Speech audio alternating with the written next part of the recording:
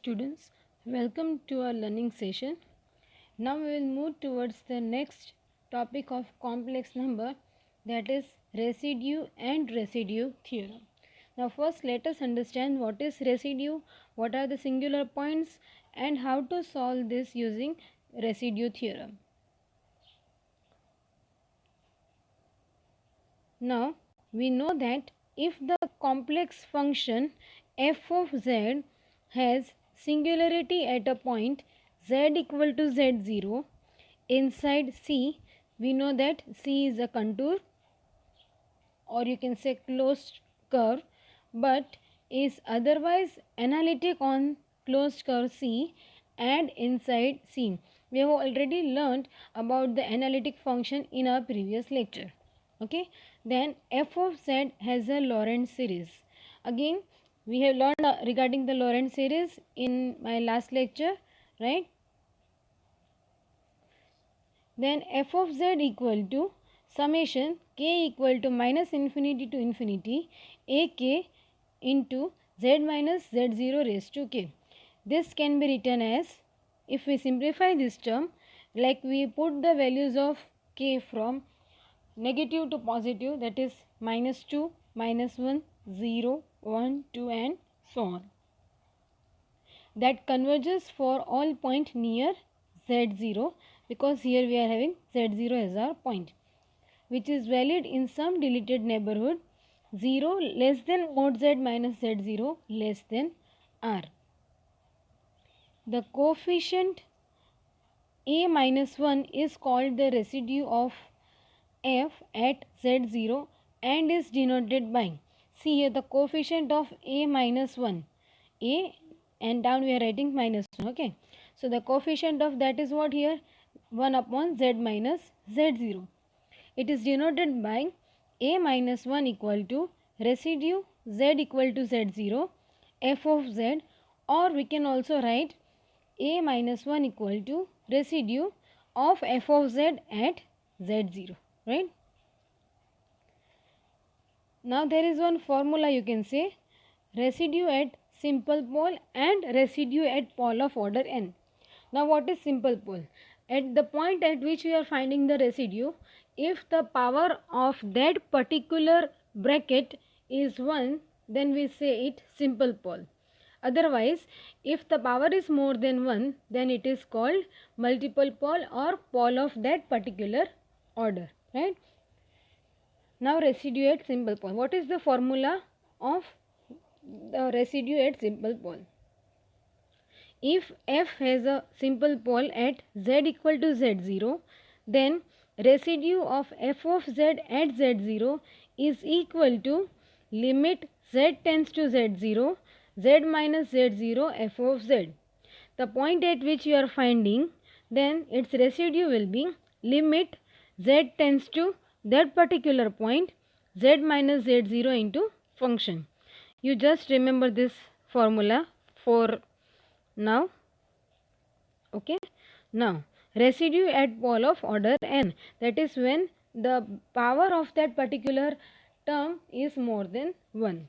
Then residue of f of z at point z0 is equal to 1 upon n minus 1 factorial limit z tends to z0, this is differentiation, d raised to n minus 1 upon dz raised to n minus 1 in differentiation of z minus z0 raised to n f of z. Again you need to remember this whole formula.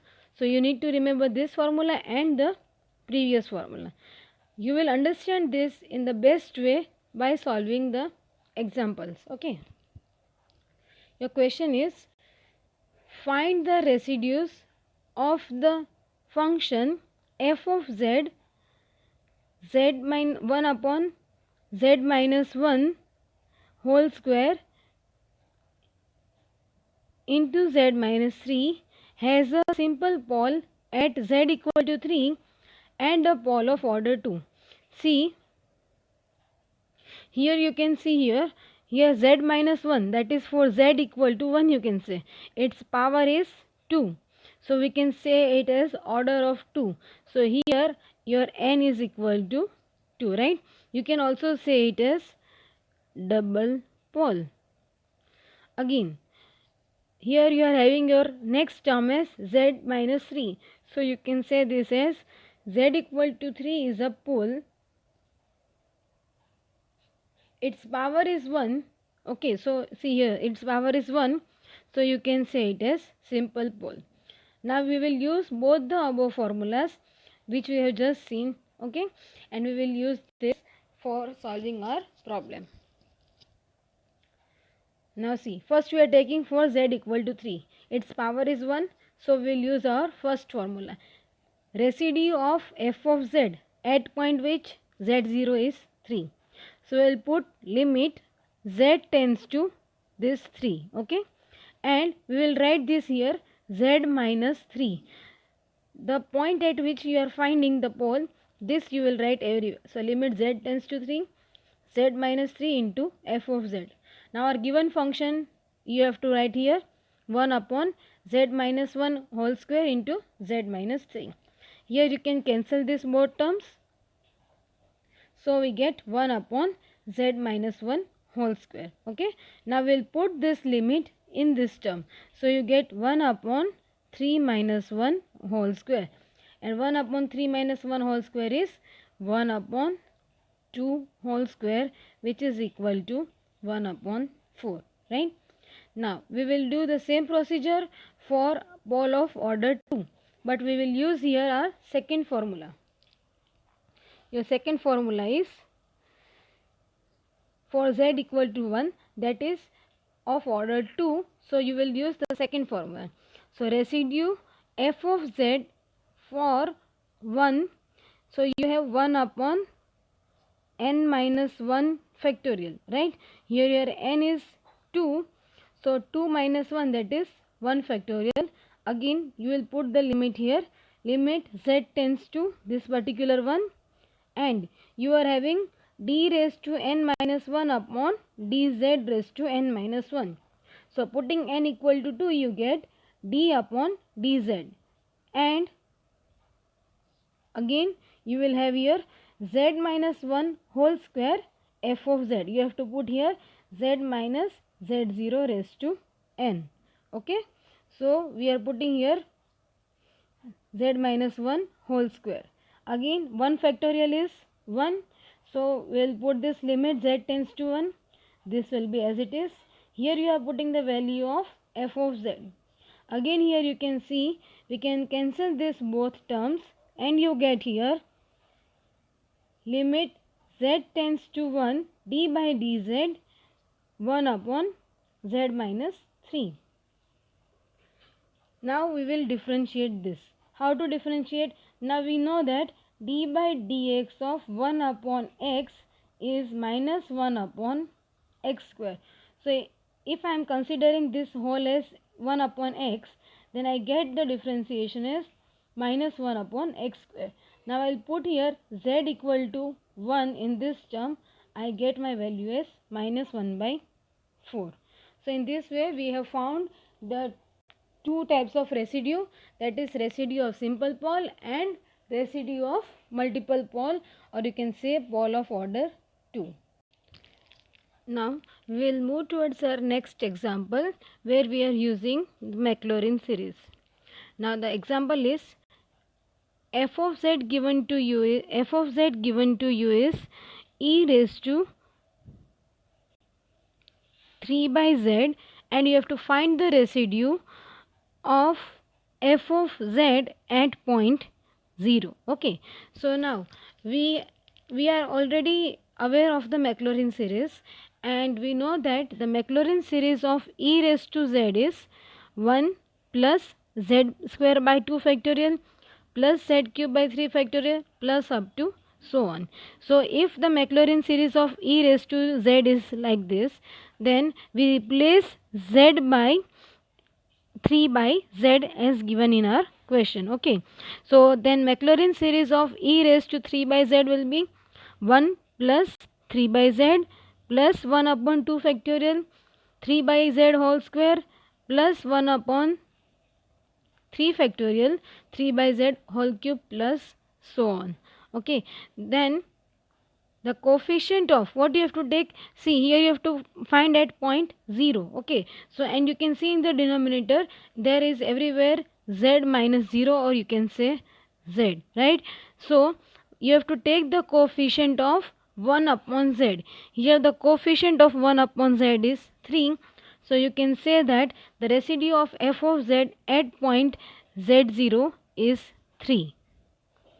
Okay, now again find the residue of f of z at point 1 of f of z equal to 1 upon z into z minus 1. Now what you will do here is, see, f of z given to you is 1 upon z into z minus 1. Now I will add 1 here and subtract minus 1. Okay, so I am taking 1 minus 1 plus z, and this term I am keeping as it is. Okay, now this particular term can be written as 1 plus z minus 1, and if I take to the numerator, I get here 1 plus z minus 1 inverse. Okay, now as we have learned in Lorentz series, here there is alternate sign, that is plus and minus. So you get 1 upon z minus 1, 1 minus z minus 1 plus z minus 1 whole square minus dot dot dot. Okay, and now I will multiply this 1 upon z minus 1 with this bracket. I get 1 upon z minus 1. There will be denominator in every term of z minus 1. Here I will cancel this, so I get minus 1. I cancel this out, then I get z minus 1 minus dot dot dot. Okay, up to infinity. So here what I have to take? I have to take the coefficient of z minus 1 upon z minus 1, and here the coefficient of z minus 1 is 1. So in this way you can solve some of the examples by Maclaurin series.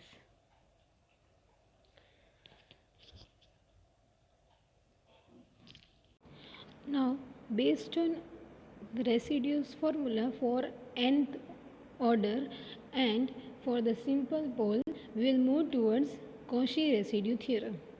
First, let us understand what is Cauchy residue theorem, and we will use the similar formulas which we have solved for residue for finding the residues. So the statement for Cauchy residue theorem is, let f of z be analytic inside a simple closed path C and on C except for finitely many singular points, that is z1 to zk inside C, then the integral of f of z taken counterclockwise means anti-clockwise around the curve equals to 2 pi I times the sum of residues of f of z at z1, z2 up to zk. See, now we know that for finding the residues, first we need to find the singular points. So if I am assuming that z1 to zk are singular point and the curve is f of z is taken in anti-clockwise direction, then what we have to do is we have to find residues for all the singular points, and then we have to add all those residues and then multiply it by 2 pi I. So if I say the formula is integration C for the closed curve f of z dz 2 pi I, and this is the sum of residues. Now let us move towards our examples. Example 1. Evaluate integration C3 plus 0 1 upon z raised to 4 plus z cube minus 2z square dz, where C3 plus 0 denotes the circle. This is the circle given to you, and what is your circle? Your circle is mod z equal to 3 with the positive orientation. Okay, so whenever your example is like this, then you have to use Cauchy residue theorem. Here our function is 1 upon z raised to 4 plus z cube minus 2z square. First of all, what we will do is we will simplify this equation. Okay, now First I will take z square common. If I take z square common, then I get z square plus z minus 2. And again we know that we have to split this term. Now here we are having minus 2. Minus 2 can be splitted as 2 into minus 1. Their multiplication is minus 2 and their addition is plus 1, which we need over here, right? So on splitting the middle term, you get f of z as 1 upon z square into z plus 2 into z minus 1. Now here you can see that the power of z plus 2 and z minus 1 is 1. Okay, so for this term we get z equal to minus 2 and for this we get z equal to plus 1. So here I have written z equal to minus 1 and plus 1. These are what? Simple poles, because their power is 1. And from this term z square, here this we can say as z equal to 0. Its power is 2, so we are saying it as double pole. Okay, so what we have to do is we have to find the residue for 0, 1 and minus 2, as we have done in the previous examples of residue. Okay, now first I am finding the residue of function at 0. Here we are having n equal to 2. We will use the formula for nth order of residue. So formula was 1 upon n minus 1 factorial. So 2 minus 1 factorial is 1 factorial. Limit z tends to 0. Then it was d raised to n upon d raised to n minus 1 upon dz raised to n minus 1. So n is 2. So here we get d by dz, z square and f of z, as we have done previously, right? Now I will put the value of f of z over here. I have substituted the values. Z square will get cancelled and you have to do one time differentiation of this particular number. Now I will open this bracket and I get 1 upon z square plus z minus 2. Now we know that differentiation of 1 upon x is what? Minus 1 upon x square. So here I have done minus 1 upon x square. Again we have to do the differentiation of this term and we will write this here. Differentiation of z square is 2z, differentiation of z is 1 and d by dz of minus 2 is 0. So we get here limit z tends to 0 minus 2z plus 1 upon z square plus z minus 2 the whole square. Now I will put here limit z equal to 0. On putting z equal to 0, this term and this term will be 0. I get 1 upon minus 2 square and this minus will be as it is. So I get minus 1 upon minus 2 square is minus 1 upon 4. So this is the first point which we have found. Similarly, we will find for minus 2 and 1. But we know that the order of minus 2 and 1 is 1 over here. So I will just take the limit. Okay, so the residue of f of z and minus 2 is limit z tends to minus 2, z plus 2 and f of z. I will put here value of f of z. This both terms will get cancelled. I am only left with 1 upon z square into z minus 1. Here I will put z equal to minus 2. I get my answer as minus 1 upon 12. Similarly, residue of f of z at 1. So limit z tends to 1, z minus 1, f of z. I will put here f of z. Z minus 1 will get cancelled. So I get limit z tends to 1, 1 upon z square into z plus 2. I will put here z equal to 1 and I get my answer as 1 upon 3. Now according to the residue theorem, what we have to do is we have to add all the residues. See, here I have added all the residues. Minus 1 by 4 plus 1 by 3 minus 1 by 2 and I have to multiply by 2 pi I. When you solve this particular term, you get your answer as 0. So here we have completed. See, when you have to find the residues, when your curve is given, at that time you have to use residue theorem. Okay, let us take one more example.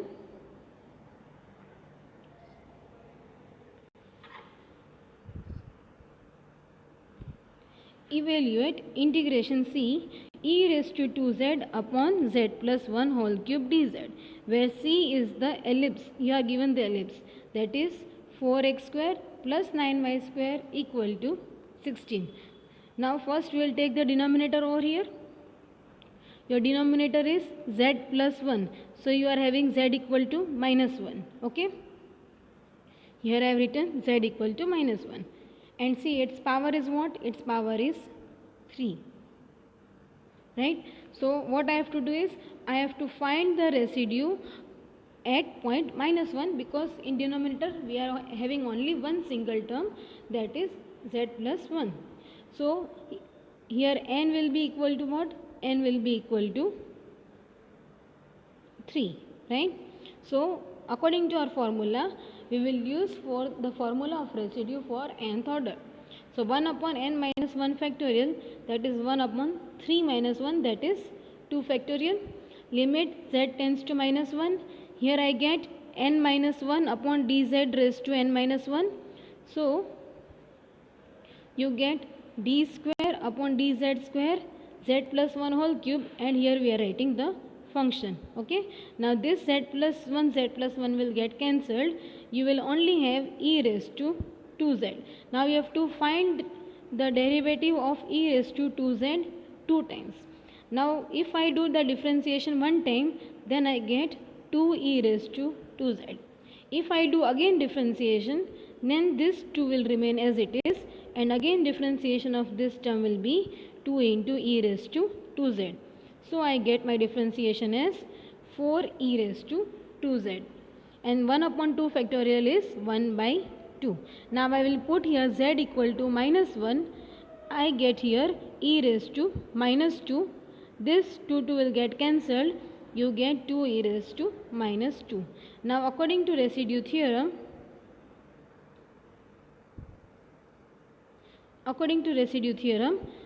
we have 2 pi I into sum of residues, but here we are having only one residue, so I get residue of f of z minus 1 equal to 2 pi I into this term 2e raised to minus 2. Okay,